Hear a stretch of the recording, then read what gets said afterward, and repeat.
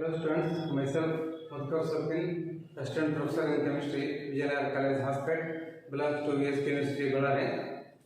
Today I will take the class for BSc second sem, Physical Chemistry, paper 2. Chapter is Chemical Kinetics, and this is my lecture 10. Under this you are studying now theory of reaction rates.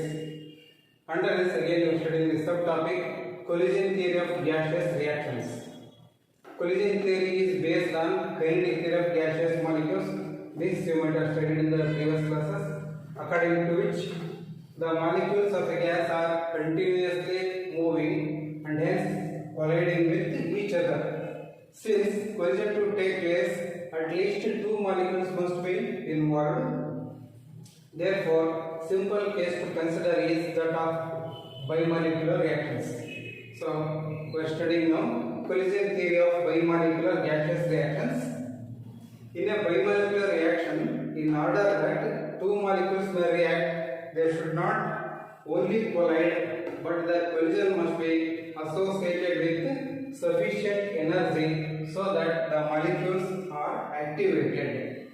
This means that all collisions are not effective. The number of effective collisions is only a fraction of the total number of collisions. That means out of 100 molecules, total number of molecules are 100. Then out of those, you may have 20 molecules which are effective, which are giving the effective collisions, or which are having this activated nature.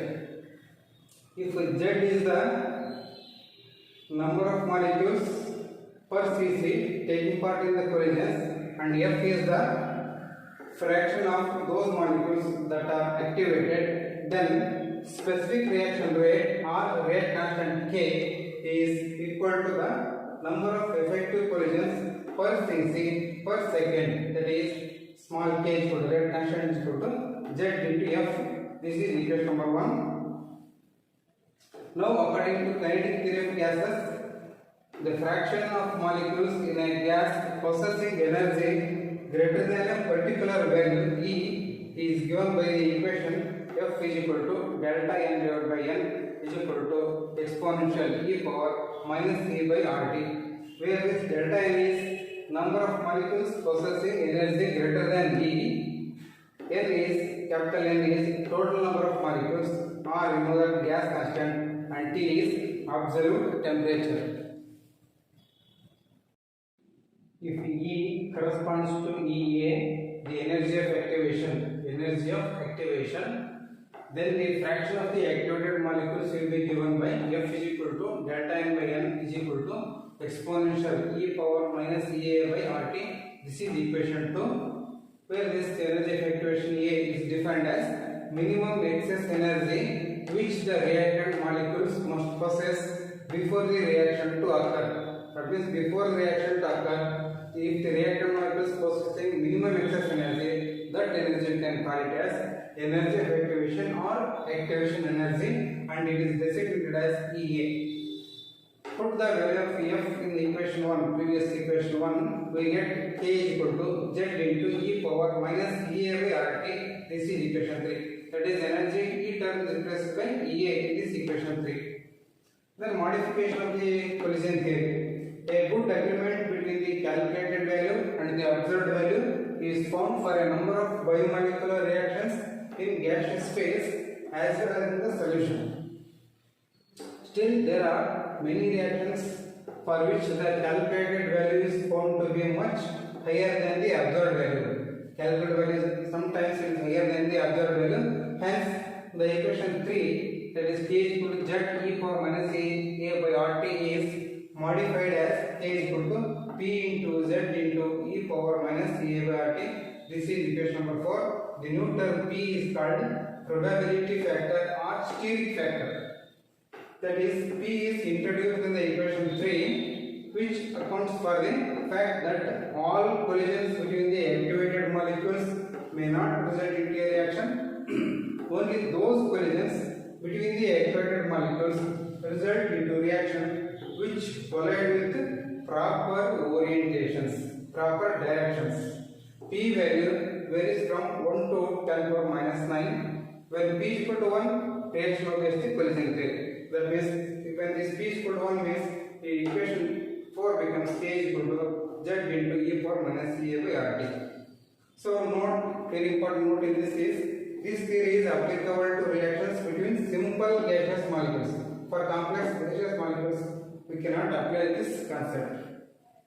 See that ineffective collision due to improper orientation, if the molecule AA is moving in this direction, BB is moving in this direction, if they collide against each other here, then A molecule, A atom will not act with the B, but AA molecule is going in this side, BB molecule is going in this side, there is no reaction. This type of collision can be called as ineffective collision due to improper orientation. There is no any reaction occurs here. But if the AA molecule moving in this direction, BB molecule moving in this direction, if the orientation is proper, then they collide against each other, then the bond between this and this breaks. This A react with this B to form AB molecule is going in this side, a new product is formed here and AB molecule is going in this side. This is called effective collision due to proper orientation. That means this is not the correct method to get the products, but this is the correct method to get the products. Reaction is occurring here, reaction is not occurring here. Next is collision theory of unimolecular reactions. This is also called Lindemann hypothesis. In the examination, the question may be for 4 or 6 marks. In 1922, the scientist Lindemann proposed that the behavior of unimolecular reactions can be explained on the basis of bimolecular collisions. There are two postulates here. You will write this in the examination for 1 mark.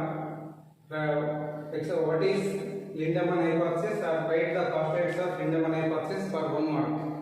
When reactant molecules are activated by collisions with other molecules, there may be a time lag before decomposition of the activated molecules. That is, activated molecules do not decompose immediately into products, but remain in the activated state for finite time, for certain period. Second postulate, during this time lag, the energized molecules may lose their extra energy in a second bimolecular collision, or it may be deactivated to ordinary molecules. So consequently, the rate of reaction will not be proportional to all the molecules activated, but only to those which remain active, that is activated molecule. The process of activation or deactivation by collisions may be represented by the following mechanism.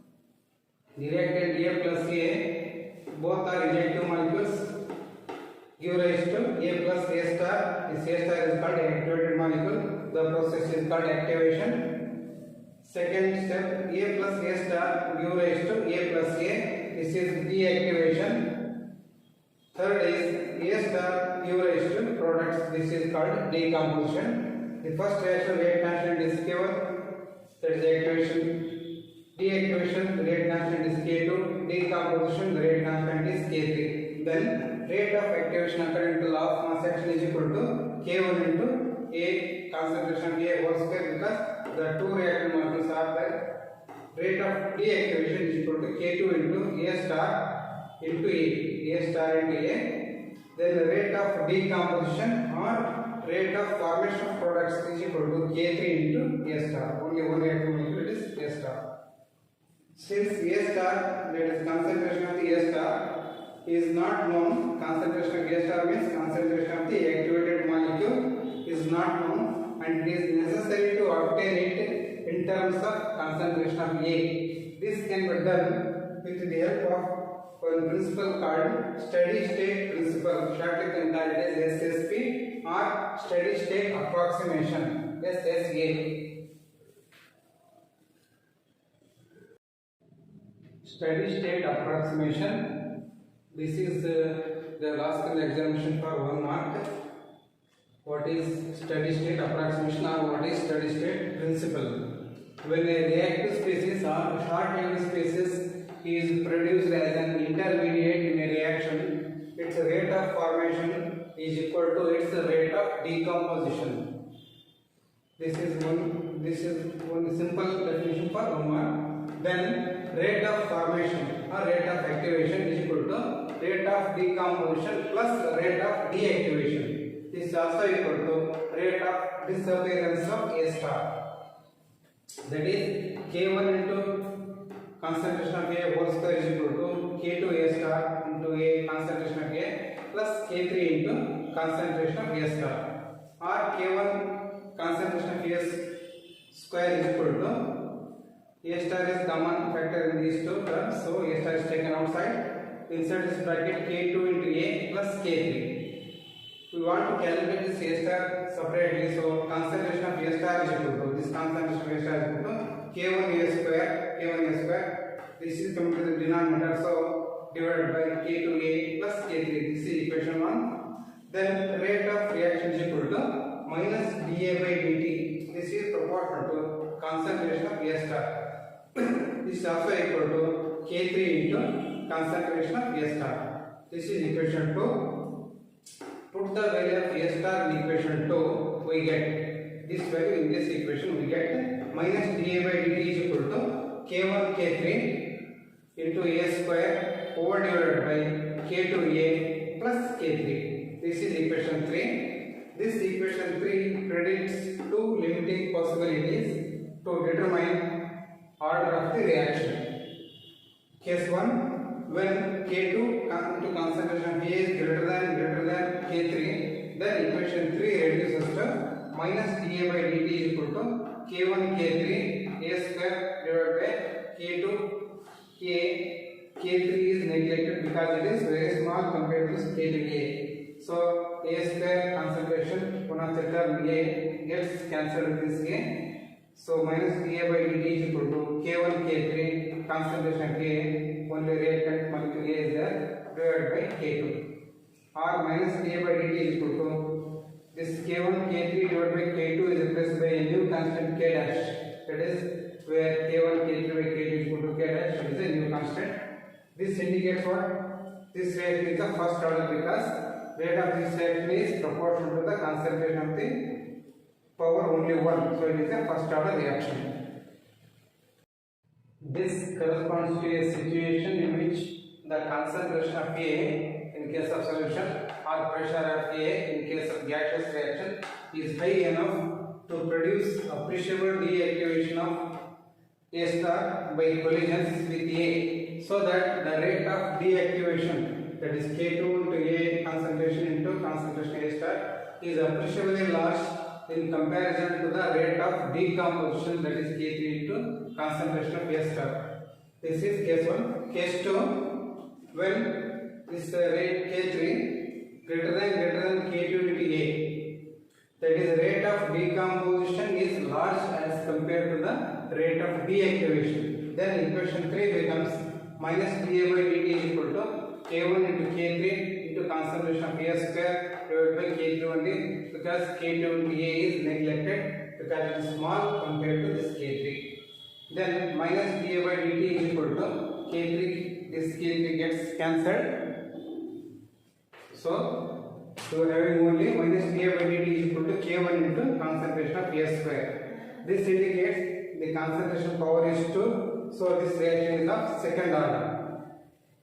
This situation corresponds to low concentration or low pressure of A, where the rate of activation becomes slow and hence it is rate controlling. So rate of this is low means you can calculate the rate very easily because it is a slow reaction. It is called rate determining step or rate controlling step. So this is about the case 2. Then there are certain limitations for this Lindemann hypothesis. Two limitations are there. The first one, the bimolecular steps takes no account of the energy dependence of the activation. The internal degree of freedom of the molecules are completely neglected in this case.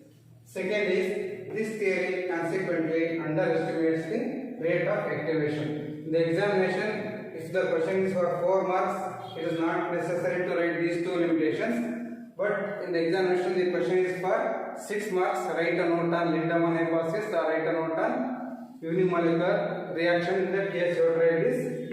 Question 6 marks, you have to write these two first. That is limitations. Okay, I think you followed. Thank you.